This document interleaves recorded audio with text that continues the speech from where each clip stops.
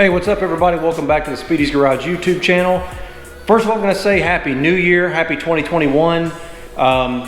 2020, what an interesting year, right? So Mrs. Speedy and I were very blessed. 2020, while it had its challenges, we were both able to work from home. Really not that big of a deal. I'm not really a work from home kind of guy, to be honest. I like to go in and I like to see people and high five them and pat them on the back and all that kind of stuff. I like to be out and around people. So that was probably the biggest challenge for me for 2020. And I'm blessed to be able to say that, because if that's my biggest problem, I feel like we did okay. Mrs. Speedy's able to work from home as well. Man, I got to see her a little bit more often. We could have lunch together. Her office is upstairs, mine's downstairs in our house. So lots of meetings, lots of video conferences. That's what I'm gonna remember probably the most, besides this crazy pandemic, about 2020. The other thing I will say is probably March until May. When we actually in Tennessee, that's when they kind of shut everything down. So the gym was closed, restaurants were closed. I'll show you guys some pictures here of when I would go out just to keep my sanity. I would get out in Go Man Go or even the Camaro sometimes and ride around and take a look at the mall and stuff. And I really wanted to take some pictures so that I would remember, you know, what it could be like. And that way I would appreciate when things got a little bit more back to normal. So that was the hardest part for me. March until May, things kind of opened back up around here in May and pretty much went back to almost normal. Masks obviously, and like restaurants or some capacity. I'm sure you're having the same kind of situation where you are. So that's what 2020 kind of the big challenges I had. So again, blessed that's all I really have to complain about. From an events perspective, I didn't think we were gonna get to do anything. Had plans to attend an MSHS Modern Street Hemi Shootout event. Obviously we wanted Challenger Fest to go well. Holly was doing the new Mo Party event. I didn't think we were gonna get to do anything. The track was closed up until probably June, I guess. And then things kind of started to loosen up, and we actually did quite a few events. We had MSHS Kentucky, which was a lot of fun. It was hot, but a good time. That was in Clay City. Then we were actually able to do Challenger Fest along with Mo Party. Thank you again, Holly, if you're watching, for hooking us up, getting us a track date there, because it really was getting tricky with the way all the events kind of snowplowed at the end of the year. So we did Challenger Fest on Thursday, and then we had Mo Party, so we just got to ease right into that on Friday, Saturday, and Sunday, and had a really good time. So much fun. In fact, I think we're gonna follow that same format again next year. I'm actually gonna have a conversation with Holly probably in the next 2 weeks. So for those of you that have been looking for Challenger Fest dates, likely going to be in September. So if your job requires you to start putting in your vacation time, I'm gonna try to get that settled in the next 2 weeks. So it's New Year's Day, January 1st. Be looking for some announcements on the Challenger Fest Facebook page and Challenger Fest website, challengerfest.net, coming up probably around January the 15th if I can get everything coordinated. It takes a lot to get dates settled and all of that, especially when I'm going to be working with Holly again. That worked out so well, not only for the people that came to Challenger Fest, but for those of us that run the event. We actually got to enjoy ourselves a little bit because we got to have Challenger Fest, and then we actually got to race in an event over the next couple of days. So stay tuned for that. As far as what the plans are for 2021, I've already talked about Go Man Go a little bit. We're going to focus on that 60 foot. What I haven't talked about is another very popular, probably one of the most popular vehicles on the channel, believe it or not, and that is our Project Sport Runner. That's our 2002 supercharged 4Runner. I'll show you these behind me. It's 20 years old, and it's starting to have 20-year-old vehicle problems. So the armrest is shot, but the footwell lighting is still doing really well. I did that about a year ago. I'll link to the top that project if you missed it. And so I was actually able to find genuine leather armrest covers, and they were very reasonably priced. When I get to that project, I'll tell you where I got them. It did take me a few tries. I almost got every color that they made because the brown didn't exactly match. You guys know I'm a little bit OCD, so a little bit picky about that. So then I tried a dark brown. I really didn't like that. It was more chocolatey.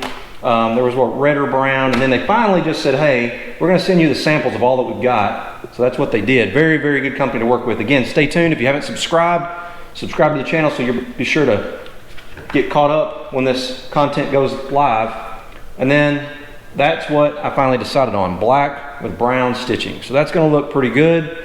And I'm going to go through, and I haven't done a lot of upholstery work, so I'm going to learn, and I'll show you guys as I go how I get that done. And we also had a little bit of a trouble. I'm assuming this is probably common, but the little panel in the back, mine was getting warped. So I bought a spare off of eBay so that I could make some experiments or do some experiments with it and try to find out how to fix it. What was happening is the edges were curling out. I'm assuming that's common because mine did it, and the one I bought off eBay. Toyota doesn't make these anymore, so you can't get this little plastic panel that covers up the cubby hole in the rear cargo area. So the one that I purchased off of eBay was also warped a little bit. So I've been applying a little bit of heat to it. We're gonna see if we can get that shaped up right. If it works, I'll tell you about that too. And I think I'll do some type of giveaway on these armrest covers that I'm not gonna use. So if you haven't subscribed and that's something you think you can use, subscribe to the channel and stay tuned for that giveaway. And you know, it's kind of funny because the 4Runner, I've had it almost 20 years, and it's kind of funny starting to have 20-year vehicle problems. So I work with a buddy of mine on some of his classic cars, his 1970 Mopars, and I'm starting to have some of the same issues he has on my 2002 4Runner, and it's kind of weird because I remember buying that thing practically brand new. I didn't buy it new, but it was only like a year old when I got it. It was got lucky to find it. It was a lease turn-in, only had like 8,000 or 10,000 miles on it. Some executive of some company had it. I found an SR5 with leather, which was rare. But anyway, I've had it about 20 years now. One of my favorite vehicles I've ever owned. It's supercharged, as you've seen. But I'm starting to have those 20-year-old vehicle problems. So I'm hoping I can keep it going. I've been super lucky not to have it get rusty. And I've had a ton of people ask me, like especially when I did the suspension, and I'll link to that to the top too, the suspension video where I put the Tundra suspension on, gave it about a 2-inch lift, which is perfect. Allowed me to put bigger tires on it. I don't remember what the metric size is, but they're like a 32 1150. They don't rub or anything. But a ton of people have sent me messages on the YouTube channel like, man, how in the world did you keep the underside of that truck so clean and not rusty? Well, honestly, a lot of it's because I live in Middle Tennessee. So we don't get a lot of snow and salt. They don't salt the roads a whole lot. But when they do, because we do get some snow, and I get the 4Runner out and go out and cruise around, sometimes just to play in the snow, to be quite honest.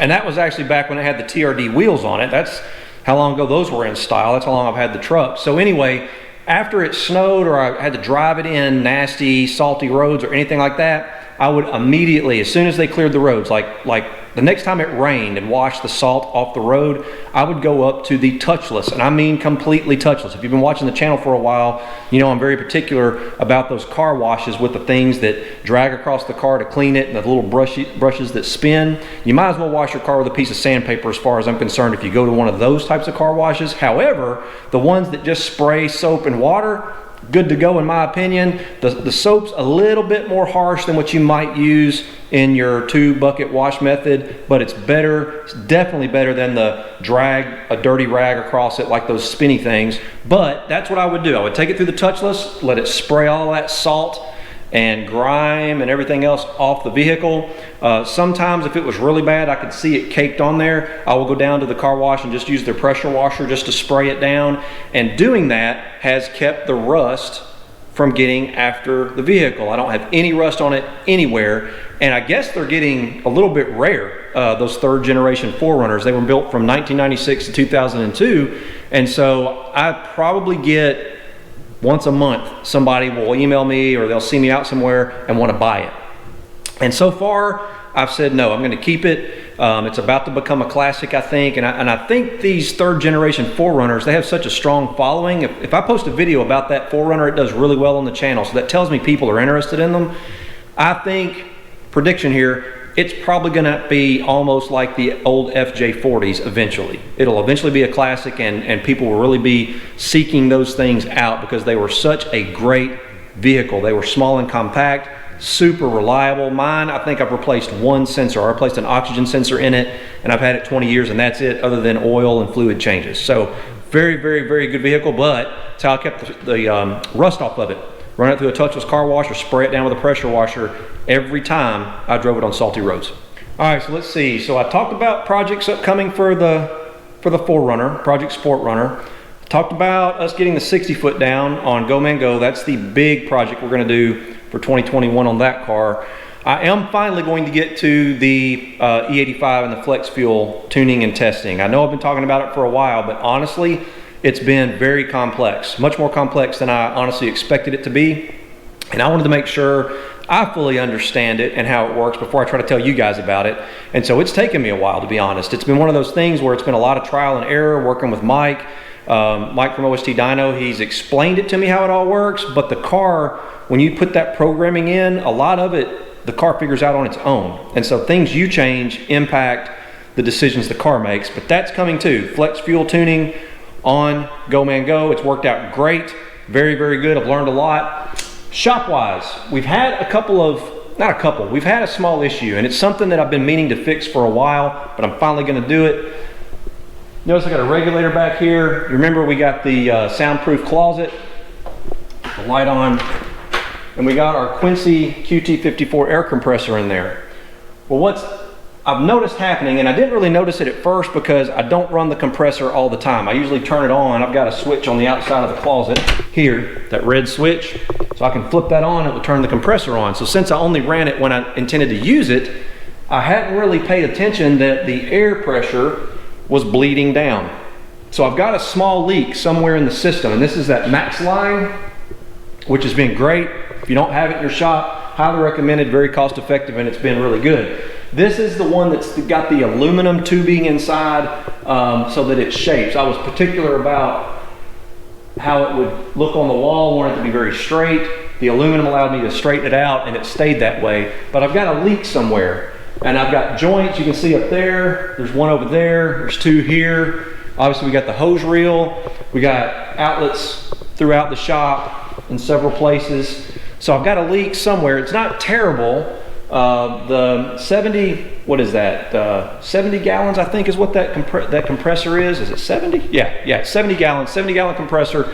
The tank will bleed down probably in about 3 days. So again, I wasn't running it every day, so I didn't really notice it, but I did some research, and I think that's too much. So it's not a big enough leak that I can hear it, like I don't hear anything anywhere, like a hissing, and I don't hear it in the closet, but it's enough that it leaks the whole 70 PSI, or 70 gallon, I should say, tank down over about 3 days, and I think we can do better than that. I need to check with some friends that run shops and see if they even pay attention to something like that, but I would rather it be zero. I don't know if that's even possible, but we're gonna try. But that's something else. I'll be probably showing you guys how I figured that out. Leave me some comments if you've got some tips on how to find that leak. I mean, I'm guessing some little, soapy water or something on the joints would probably tell me pretty quick. And if you have an idea or you've got experience with compressors like that, and you know what's acceptable from a leak down perspective, leave me a comment about that too, so I know what target I should be shooting for. If a PSI a day or 2 PSI in 24 hours is acceptable, or that's normal, let me know that so I'm not chasing my tail when I get it down to 1 or 2 PSI and I'm still trying to find out if I still have a leak. So comment below, let me know about that. And I guess that's really about it for today. I did my normal stuff. I've started doing these types of videos on New Year's so that I can just personally look back at last year and the year before. I think this is the 3rd year, maybe the 4th year I've done one of these, and I can kind of see where I was at the time. And so this is just as much for me as it is for you guys. So let's see, normal stuff I did on New Year's, I always try to do something that is positive and will set the year off right. So I went to the gym, which I enjoy doing, so definitely hit the gym, got that done. I went for a nice cruise in Go Man Go, which I always do on New Year's Day, to get out and again just kind of clear my head and do something that starts the year off on a positive note. It's exactly what I did. Gym, took Go Man Go out, enjoyed the afternoon. We had probably a 50-degree and sunny day today, so I think it's supposed to start raining and getting colder again in the next couple of days when to get out and do that. So that's really about it. Just a quick update, some plans of the content that's coming on the channel over the next couple of months. I hope you enjoyed the video. Please give it a thumbs up if you did. Subscribe if you haven't already. Be sure to check us out on Instagram. It's @Speedys_garage, as well as our website, www.speedysgarage.net. And hopefully, I'll see you out there in 2021.